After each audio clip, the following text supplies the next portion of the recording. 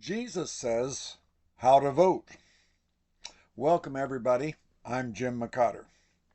It's amazing how Jesus cuts through things to make them so simple and clear.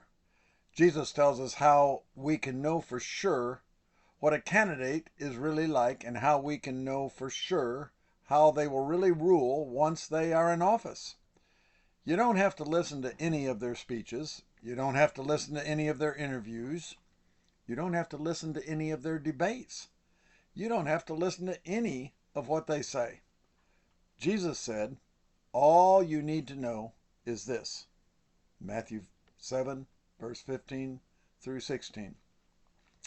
Jesus said, quote, "Beware of the false prophets or false politicians who come to you in sheep's clothing, but inwardly are ravenous wolves. You will know them by their fruits." End quote. Jesus said, you will know by their fruit, by their actions, by what they do, by what they've already done, by how they have already voted, by what policies they have already supported. Not by their speeches, not by their talk, not by their promises. The Bible says in Proverbs 14:15, only simpletons believe everything they hear. End quote. Only a fool votes based on what a candidate says. Jesus didn't tell you who to vote for, but he told you how to be smart, knowing for sure who you're really voting for. Don't listen to what a candidate says. Only know what they did or accomplished when in office. And I'm not writing here to tell you who to vote for either. I'm only saying how to be smart. Listen to Jesus. Now, you lived 4 years under the Trump administration, and now you've lived almost 4 years under the Biden-Harris administration. Which time was best? Which had better policy results? Internationally? On the border? Health? Education? Economy? Interest rates? Inflation? Crime? Etc. And if you're a Christian, you should know who was more or less biblical. Less biblical, don't vote for that person, no matter what either candidate may now say about themselves or each other. More biblical, vote for that person, not the one who sounds more biblical.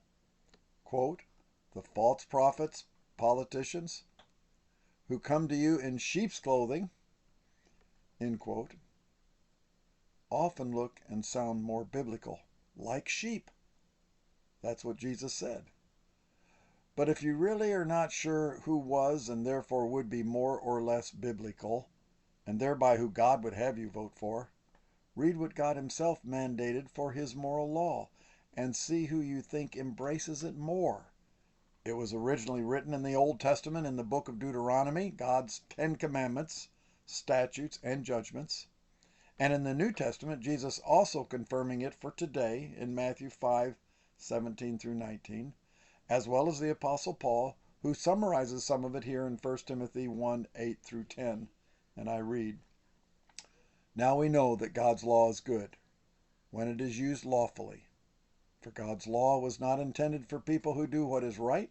It is for people who are lawless and rebels, who are ungodly and sinful, who consider nothing sacred and defile what is holy, who strike their father or mother, or commit other murders.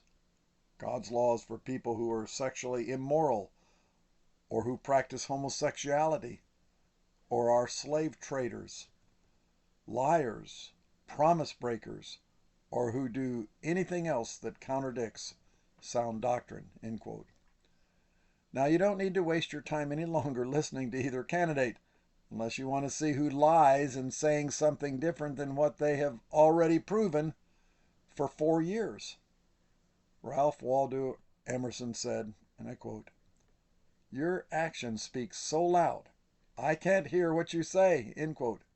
In other words, what you've already done made so much noise I can't hear you. And no, I won't listen to all your words anymore when I've already had 4 years of living proof living under your leadership.